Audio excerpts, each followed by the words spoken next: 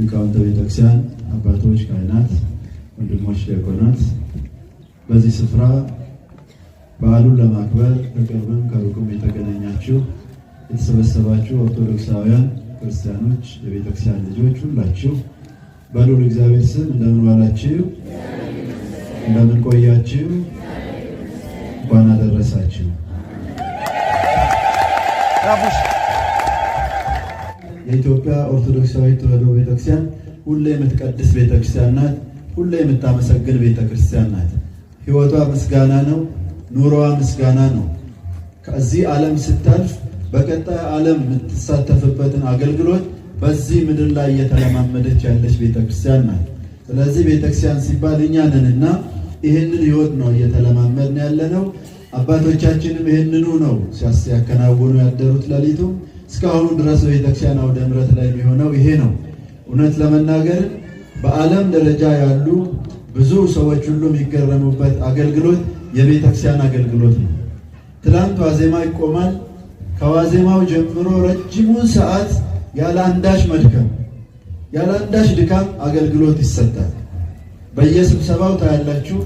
ብዙ ሰዎች ትንሽ ካወሩ በኋላ ውሃ አንስተው ይጎነጫሉ፣ ጎረሯቸው ይደርቃልና ድካም ይሰማቸዋልና።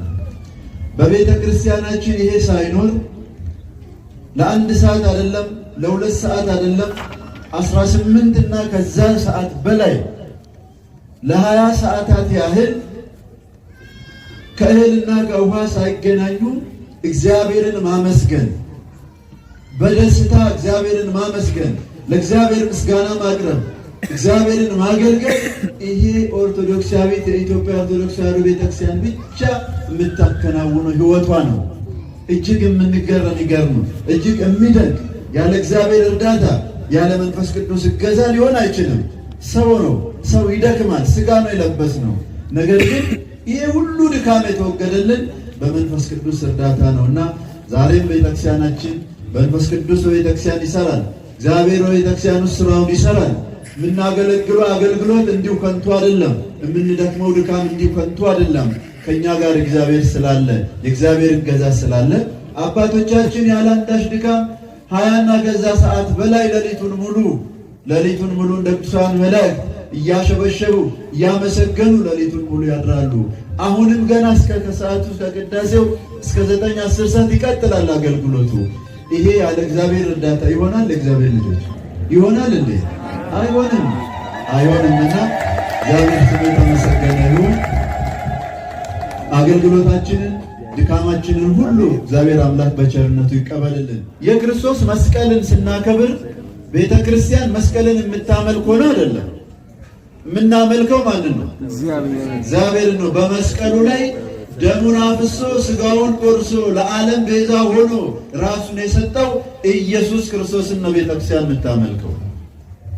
ነገር ግን መስቀሉ ዙፋን ሆኖ ቅድም እንደተባለው ዓለም ይድንበት ዘንድ ምክንያት ሆኖ የቅጣት ምልክት የነበረው ወንበዴዎች ይቀጡበት የነበረውን የተመሳቀለውን እንጨት ክርስቶስ ለድነት አድርጎ ከምድር ከፍ ብሎ ኃጢአት የሌለበት በደል የሌለበት የኔና የናንተ አምላክ ንጹሕ ባህሪ እግዚአብሔር ወልድ ኢየሱስ ክርስቶስ ስጋን ለብሶ በምድር ላይ ስለኛ ቢገለጥም ስለኛ ኃጢአት፣ ስለኛ በደል፣ ስለኛ መተላለፍ ለሁላችን ቤዛ ይሆን ዘንድ ሕይወቱን የሰጠበት ዙፋን መስቀል ነው።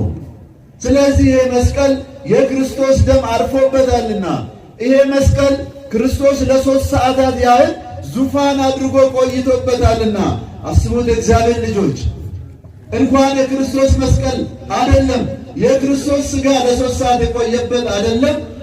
በሀገራችን ታሪክ በኢትዮጵያ ውስጥ ለአንድ ቀን ነው ለግማሽ ቀን ዋና ከተማ የሆነ ሀገር ተብሎ ይጠቀሳል አይደል? ማን ነው? ጎሪያ ለአንድ ቀን የንጉሥ መቀመጫ ሆኗልና ዋና ከተማ ተብሎ በታሪክ ይነገራል። ምድራዊ ንጉሥ፣ የሰማይ የምድር ንጉሥ፣ የአማልክት አምላክ፣ የጌቶች ጌታ፣ ተመሳሳይ የሌለው አቻ የሌለው ብቸኛው አምላክ ክርስቶስ በለበሰው ሥጋ ያረፈበት መስቀል እንኳን ለ3 ሰዓት አይደለም በምን መልኩ እንግለጠው? ላነሰ እንደው ከሰዓት በታች አድርገን ለምናስበው ታሪክ ቢኖር የተፈጸመ የተከናወነ ታሪክ ቢኖር እንዴት ያለ በዓለም ውስጥ በሰው ሕይወት ውስጥ በታሪክ ውስጥ ሊጠቀስ ሊነገር የሚችል ተናግረነው ልንጨርሰው ማንችለው ራሱን የቻለ ታሪክ ነው። ቅዱስ መስቀል የክርስቶስ ሥጋ ለ3 ሰዓት ያህል ክርስቶስ አምላክ የድንግል ማርያም ልጅ የአብ ብቸኛው ልጅ እግዚአብሔር ወልድ ኢየሱስ ክርስቶስ ያረፈበት መስቀል፣ ታሪክ የተፈጸመበት መስቀል፣ ዓለም የዳነበት መስቀልማ ምን ያህል ክብር እንዳለው በእውነት ልናስብ ያስፈልጋል። እኛ ኦርቶዶክሳውያን የተገነዘብን ያወቅን ኦርቶዶክሳዊ ተዋሕዶ ቤተ ክርስቲያን የክርስቶስን ፍቅር ያወቀች የተረዳች ስለሆነች በልዩ መልኩ ታከብሯለች። እግዚአብሔር ልጆች፣ ለዚህ ነው ትምክህታችን መስቀል ነው፣ መጽናኛችን መስቀል ነው። ስንበላ በመስቀል አማትበን ነው። ከቤታችን ስንወጣ በመስቀል አማትበን ነው። ወደ ቤታችን ስንገባ አማትበን ነው። ሕይወታችን ብንደነግጥ ብንደሰት ምንገልጠው በምንድን ነው? አማትበን ነው። በክርስቶስ መስቀል መለያችን ነውና ምልክታችን ነውና የቤተ ክርስቲያን አርማ መስቀል ነው። የቤተ ክርስቲያን ምልክት ምንድን ነው? መስቀል ነው። የሀገር አርማ ምንድን ነው? ባንዲራ ማለት የሀገር ምልክት ባንዲራ ነው። እዚህ ጋር ባንዲራ ቢታይ ይሄ የኢትዮጵያ ባንዲራ ነው ይባላል። የሆነ ሀገር ሄደን መግባታችንን የምናውቀው የዛ ነገር ባንዲራ ሄደን ብናይ ይሄ ሀገር እንዲህ ነው እንላለን። ቤተ ክርስቲያን መሆኑን የምናውቀው በምንድን ነው? መስቀል ነው። በዚህ በኩል የቤተ ክርስቲያን ያው መስቀል ይታየኛል እኮ የምንለው አርማው ምልክቱ የቤተ ክርስቲያን መስቀል ስለሆነ በገጠር አባቶቻችን ሩቅ ቤተ ክርስቲያን ካለ እንኳን አቅጣጫውን ለማስቀመጥ መስቀል ይተክላሉ አይደል? ያስቀምጣሉ እኮ። በዚህ በኩል ቤተ ክርስቲያን አለ። እናት አባቶቻችን ጽኗን ስለሆኑ በሃይማኖታቸው እጅግ ሩቅ ያለ ቢሆንም ያንን ምልክት ሲያገኙ ወደዛ አቅጣጫ ዞረው ተሳልሞ ያልፋሉ። የቤተ ክርስቲያን መኖር የቤተ ክርስቲያን ምልክት የክርስቶስ መስቀል ነው። ይሄም የሆነው የቤተ ክርስቲያን ሕይወቷ ክርስቶስ ስለሆነ ነው። ስብከቷ ክርስቶስ ስለሆነ ነው። ከክርስቶስ በቀር ቤተ ክርስቲያን ሕይወት የላትም። መሰረቷ፣ ጣሪያዋ፣ ግድግዳዋ ኢየሱስ ክርስቶስ ነው። በደሙ የገዛት በደሙ የዋጃት በማቴዎስ ወንጌል ምዕራፍ 16 ቁጥር 13 ላይ ቅዱስ ጴጥሮስ በመጨረሻ አንተ የሕያው የእግዚአብሔር ልጅ እግዚአብሔር ነህ ብሎ ሲመሰክር አንተ ብፁዕ ነህ፣ አንተ አለት ነህ፣ በአንተ አለትነት ላይ ቅድስት ቤተ ክርስቲያኔን እሰራታለሁ፣ የገሃነም ደጆች አይችሏትም አያናውጧትም ብሎ መለኮታዊ ቃሉን ዘላለማዊ ቃሉን የማይሻር ቃሉን የተናገረው ኢየሱስ ክርስቶስ ነው። ስለዚህ በቅዱስ ጴጥሮስ ላይ ምስክርነት ላይ የተመሰረተችው ኦርቶዶክሳዊ ተዋሕዶ ቤተ ክርስቲያን በክርስቶስ ደም ጸንታ በሰማዕታት ደም አብባ እስከ ዓለም ፍጻሜ ድረስ ሕይወቷ ኢየሱስ ክርስቶስ ነው። ትምህርቷ ኢየሱስ ክርስቶስ ነው። ሕይወቷ፣ ማንነቷ ኢየሱስ ክርስቶስ ነው። ስለዚህ ኢየሱስ ክርስቶስ የተሰቀለበትን መስቀል ቤተ ክርስቲያን በልዩ ሁኔታ ታከብረዋለች። በአንገታችን እናስረዋለን። ከአባቶቻችን እጅ እንሳለመዋለን። መስቀል ያድናል። መስቀል ይፈውሳል። በሱ ላይ ማን መንፈስ ስላለ ነው? የእግዚአብሔር መንፈስ ስላለ ነው። እኛ ዝም ብለን ሰፈር መስቀል ቀርጸን ብናደርገው ይሆናል እንዴ? አይሆንም። ሙሴ የያዘው በትር ታሪክ የሰራው ማን ሲፈቅድ ነው? እግዚአብሔር ሲፈቅድ ነው ባህር የከፈለው። ማንኛውንም እንጨት አንስተን ባህር እንክፈልበት ብንል ይሆናል? አይሆንም። ስለዚህ የክርስቶስ መስቀል የክርስቶስ ደም ያረፈበት ክርስቶስ ሥጋው የቆየበት ቅድም ባልነው መልኩ የተፈጸመ በመሆኑ ታሪክ ይሰራል። ዛሬም በአባቶቻችን እጅ ያ መስቀል ታሪክ ይሰራል። በክህነቱ አማካኝነት በቅዱስ መስቀሉ በኩል እግዚአብሔር ለሰው ልጆች መልካም ያደርጋል። አጋንንት ይጮኻሉ፣ የታመሙ ይፈወሳሉ፣ የተቸገሩ ያዘኑ ይጽናኑበታል፣ የእግዚአብሔር መንፈስ ስላለበት። ስለዚህ ቤተ ክርስቲያን ለዚህ ነው ለቅዱስ መስቀሉ ክብር ትሰጣለችና ኦርቶዶክሳውያን ዛሬ ጥያቄ የበዛበት ነው። ዛሬ ፈተና ያለበት ነው።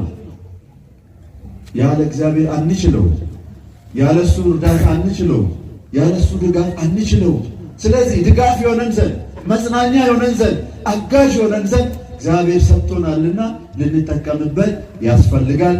በአባቶቻችን በየቤታችን ስንጠራቸው በመስቀል አማትበው ጸልየው በየቤቱ የሚያደርጓቸው መንፈሳዊ ተግባራት ሁሉ እኛ በሃይማኖታችን እንድንጸና የሚያግዙን ጉዳዮች ስለሆኑ የሚያግዙን መንፈሳዊ ተግባራት ስለሆኑ ልንጠቀምባቸው ያስፈልጋልና ዛሬ ቅዱስ መስቀሉ ከተቀበረበት ከ300 ዓመት በላይ ከቆየበት የወጣበት ዕለት ነው። ያው እንዲወጣ ምክንያት የሆነችው ንግሥት እሌኒ ትመሰገናለች። እንዲወጣ ፈቃድ የሆነው እግዚአብሔርን እናመሰግንበታለን። እኛም ደግሞ ቤተ ክርስቲያን የሕይወቷ አንዱ ታሪኳ አካል አድርጋ እስከ ዓለም ፍጻሜ ታስተምሯለች ይህንን ታሪክ ማለት። ስለዚህ ቅዱስ መስቀሉ ወጣ ስንል ብዙ የሚያስተላልፍ መልእክት ስላለው የክርስቶስ መስቀል እውነት የተመሰከረበት ነው። ስለዚህ ዓለም ከእውነት ይልቅ ውሸትን ትመርጣለች፣ ከክርስቶስ ይልቅ በርባንን መርጣለችና ሲገላት ሲያጠፋት ሲቆርጣት የነበረውን በርባንን ይፈታልኝ ብላ ወንበዴውን በርባንን ይፈታልኝ ብላ እውነተኛውን ክርስቶስ ግን መስቀል ላይ አውለዋለች። ሊያድናት የመጣውን ሊፈውሳት የመጣውን በሥጋው በደሙ ሊዋጃት የመጣውን እውነተኛውን አምላክ ፍቅር የሆነውን ክርስቶስን በመስቀል ላይ አውለዋለች። በርባንን ፈታለች። ይሄ ለእኛ ትምህርት እንዲሆን እንደ እግዚአብሔር ልጆች ዛሬ በዓለም ስንኖር እውነትን አግኝተን ለማግኘት ብዙ እንደክማለን። ውሸት ይነግሳል፣ እውነት ይመነምናል። ያን ግን አይጠፋም፣ ጊዜው ሲደርስ ይገኛል። አይሁድ ቢቀብሩትም እውነት የሆነው የክርስቶስ መስቀል እግዚአብሔር በፈቀደው ሰዓት ራሱ በፈቀደው ሰዓት ወጥቷል፣ ተገኝቷል፣ ለዓለም ብርሃን ሆኗል። በዛሬው ዕለት ብዙ ድውያን ተፈውሷሉ፣ ዕውራን ዓይናቸው በርቷል፣ ብዙ ሙታን ተነስቷሉ። ብዙ ተአምራት የተፈጸመበት ዕለት ነው የዛሬው ዕለት። ስለዚህ የክርስቶስ መስቀል ከተቆፈረበት የወጣበት ብለን ስንናገር ብዙ ትምህርቶች አሉትና እግዚአብሔር ልጆች ይህንን በዓል በደንብ ልናከብር ያስፈልጋል። በየወሩ በ6 እዚህ ኢየሱስ ነው ሲባል ወራዊ በዓል በደንብ ገብቶልን መጣ ያስፈልጋል። እግዚአብሔር ልጅ አሁን በስድስት በዓላቱ የኛ ቤተክርስቲያን ይደራረባል። እውነት ነው። በአንድ ቀን ብዙ በዓላት፣ ወራዊ በዓላት፣ ዓመታዊ በዓላት ይኖራሉ። ነገር ግን በስድስት ሰው ኢየሱስና ቅድስት አርሴማን ነው የሚያስበው። ዛሬ ማናት ይላል ሰው ላይ ነው ኢየሱስ ነው የምትሉት ጥሩ ነው ካላችሁ ሰው ስድስት አርሴማ ናት ይላል ሰው ጥሩ ነው። አርሴማም የመሰከረችው ኢየሱስ ክርስቶስን ነው። ዋጋ የከፈለችው ስለ ኢየሱስ ክርስቶስ ነው። እኔም ማመልከው እሱ ነው፣ አንተ ላቆምከው ምስል አልሰግድም፣ እኔ የክርስቶስ ሙሽራ ነኝ ብላ ዋጋ የከፈለች ቅድስት እናት ናት ቅድስት አርሴማ። እሷንም ብናከብር በእሷ ውስጥ እሷን ያከበረውን አምላክ ነው የምናከብረው። ነገር ግን ይሄ በዓል በስድስት ኢየሱስ ነው ብለን ስንናገር ይሄ ቦታ ላይ በደንብ ገብቶ ልንመጣ ያስፈልጋል። ልንረሳው አያስፈልግም። 19 ቅዱስ ገብርኤል ነው ብሎ የሚያስብ ሰው በስድስት በ29 በ27 በ28 እነዚህ በዓላት ተብሎ የተቀመጡ ወሩን ሙሉ የሚመለከው ክርስቶስ ቢሆንም ነገር ግን በተለየ መልኩ የተቀመጡ ዕለታትን ደግሞ አስበን ልናከብራቸው ያስፈልጋል። በ12 ቅዱስ ሚካኤል ነው እንደምንሄድ ሁሉ በ28 አማኑኤል ልንሄድ ያስፈልጋል። በ29 ታቦቱ ያለበት በ27 መድኃኔዓለም እንዲህ እያለን ልናከብርና ልንጠብቅ ያስፈልጋል። ስናከብር ዕለቱን ምን እንደሆነም እየተገነዘብን ስለምንመጣ እግዚአብሔር ልጆች የቤተ ክርስቲያናችን ትምህርቷ ቅድም እንዳልኩት መሰረቷም ጣሪያዋም ግድግዳዋም ኢየሱስ ክርስቶስ ነው። የምታስተምረው ሕይወቷ እሱ ነው። ስለዚህ ሥላሴ ብለን ስናስተምር በተለየ አካሉ እግዚአብሔር ወልድ ኢየሱስ ክርስቶስ በስጋ ተገልጦ ዋጋ ከፍሎ ያዳነን ይህንን ታሪክ ይህንን መዳን መንገድ ሁሌ ልናስታውሱ ያስፈልጋል። ስለዚህ ይሄ በዓል ከዚህ በላይ ያስፈልገዋል። ከዚህ በላይ ደብሩ ማክበር ከጀመረ 3 ዓመት አካባቢ ይሆናል ይመስለኛል። 4 ዓመት በላይ ሆኗል። በደንብ ተሰብስበን በዓሉ ልናከብር ያስፈልጋል። መስቀልን እናከብራለን። ማንን እናመልካለን? በመስቀሉ ላይ የተሰቀለውን ክርስቶስን እናመልካለን። በዛ መልክ እንድንረዳው ያስፈልጋል። ደስ በሚል መልኩ በዓሉ ያለን ሰዎች ተባርከንበት እግዚአብሔር አምላክ በአገልግሎቱ ሁሉ ሳይለየን እስከዚህ ሰዓት ደርሰናልና እግዚአብሔር አምላካችን ስሙ የተመሰገነ ይሁን። ሀገራችንን ቅድስት ቤተክርስቲያናችን ሰላም ያደርግልን። ጾሙን የሰላም የጤና የበረከት ጾም ያደርግልን። ጾም ከያዝን 1 ወር አልፈናል። እንግዲህ ከሳምንት አካባቢ ሊሆን ነው። መናን ጾሙን ስንጾም ያው እንግዲህ ከእህል ከውሃ ብቻ ተከልክለ እንዳልሆነ ቤተክርስቲያን ታስተምራለች። ከብዙ ነገር መከልከል ያስፈልጋል። በውስጣችን ክፋት ይዘን ምቀኝነቱ እያለ እንኳን 10 ሰዓት አይደለም 48 ሰዓት ብንጾም እግዚአብሔር ይቀበላል። እግዚአብሔር የማስመሰል አምላክ አይደለማ፣ የእውነት አምላክ ነው። እግዚአብሔር የሚያየው ልባችንን ስለሆነ እግዚአብሔር ልጅ። ስለዚህ ቂም ይዘን ክፋትን ይዘን ምቀኝነትን ይዘን አድመኝነትን ይዘን ባልተገባ ምድራዊ ነገር ሐሳብ ውስጥ ሆነን የምንጾመው ጾም የምናደርገው አገልግሎት ሁሉ ለእግዚአብሔር መስዋዕት ሆኖ ሊቀርብ አይችልም። እግዚአብሔር ልጆች እግዚአብሔር ከምናቀርበው የጾም መስዋዕት፣ ከምናቀርበው የምስጋና መስዋዕት፣ ከምናቀርበው የገንዘብ መስዋዕት፣ ከምናቀርበው ሁሉም መስዋዕት ይልቅ መጀመሪያ እኛን ነው የሚያየው ቅድሚያ። ለዚህ ነው በኦሪት ዘፍጥረት ምዕራፍ 4 ላይ የተጠቀሰው ታሪክ ለዚህ የተቀመጠ ማስተማሪያ ነው። እግዚአብሔር ልጆች አቤልና ቃየል መስዋዕት አቀረቡ። እግዚአብሔር አምላክ የማንን መስዋዕት ተቀበለ? የአቤልን መስዋዕት ተቀበለ። የቃየልን እምቢ አለ ይላል። ይሄንን ስናይ ቃየልም አቤልን መስዋዕት አቅርበዋል ሁለቱ። ነገር ግን እግዚአብሔር አስቀድሞ ከምናቀርበው ነገር ይልቅ እኛን ስለሚመለከተን የቃየልን መስዋዕት ጠላ፣ የአቤልን መስዋዕት ተቀበለ። እግዚአብሔር አቤል ተጨንቆ አስቦ እግዚአብሔር ንጹህ ነው፣ ንጹህ ነገር ይፈልጋል፣ እግዚአብሔር ቅዱስ ነው፣ ቅድስናን ይፈልጋል ብሎ አስቦ በራሱ አቅም በራሱ ልክ ለእግዚአብሔር ሊሆን የሚችለውን ነገር ተጨንቆ ስላቀረበ እግዚአብሔር በቸርነቱ ተቀበለው። የአቤልን የቃየልን ደግሞ እግዚአብሔር አይበላም። እግዚአብሔር እንዲህ ነው ብሎ በክፋት ስላቀረበ ወደ ቃየልና ወደ መስዋዕቱ አልተመለከተም። ወደ አቤልና ወደ መስዋዕቱ ግን ምን ሆነ ይላል? ተመለከተ። ስለዚህ እግዚአብሔር ከምናቀርበው ነገር ሁሉ ይልቅ መጀመሪያ እኛን ይፈልጋል። እኛ ንጹህ ከሆን አገር ንጹህ ናት። እኛ ሰላም ከሆን ሰላም ነው አካባቢው። ቤተክርስቲያን ሰላም ናት፣ ሀገር ሰላም ይሆናል። ስለዚህ በህዝብ መሃል ሰላም፣ ፍቅር፣ አንድነት ሊኖር ያስፈልጋል። ይሄ ጾም መልስ የሚያመጣ ጾም ነው፣ ትልቅ ጾም ነውና በፍቅር እንጾመው፣ ከቤተክርስቲያን እንለይ። እግዚአብሔር ልጆች የበለጠ ፈተናውን ስናይ መከራውን ስናይ በዓለም የምንሰማው ነገር ሁሉ ደስታ ሊሰጠን ሳይችል ሲቀር የመጨረሻ መሸሸጊያችን የሰላም ማግኛ ቦታችን መጀመሪያው መጨረሻው ቤት ነው፣ ቤተ እግዚአብሔር ነው። ስለዚህ ወደ ቤተ እግዚአብሔር ደግሞ በንጹህ ልቦና ልንመጣ ያስፈልጋል። ጾሙን በዛ መልኩ ልንጾም ልንጸልይ፣ ማታም በምህላው ልንሳተፍ ያስፈልጋል። በቅዳሴው አቅም በፈቀደ ሁሉ ከቤተክርስቲያን ልንለይ ያስፈልግም። አምላካችን እግዚአብሔር ጾም ጸሎታችን ምላችሁ ሁሉ ተቀብሎ ለሀገራችን ለኢትዮጵያ ሰላሙን፣ ፍቅር፣ አንድነቱን ለሁላችንም ያድለን። ቅድስት ቤተክርስቲያናችን ሰላም ያድርግልን። አባታችን ሆይ ብለን እንጸልይ።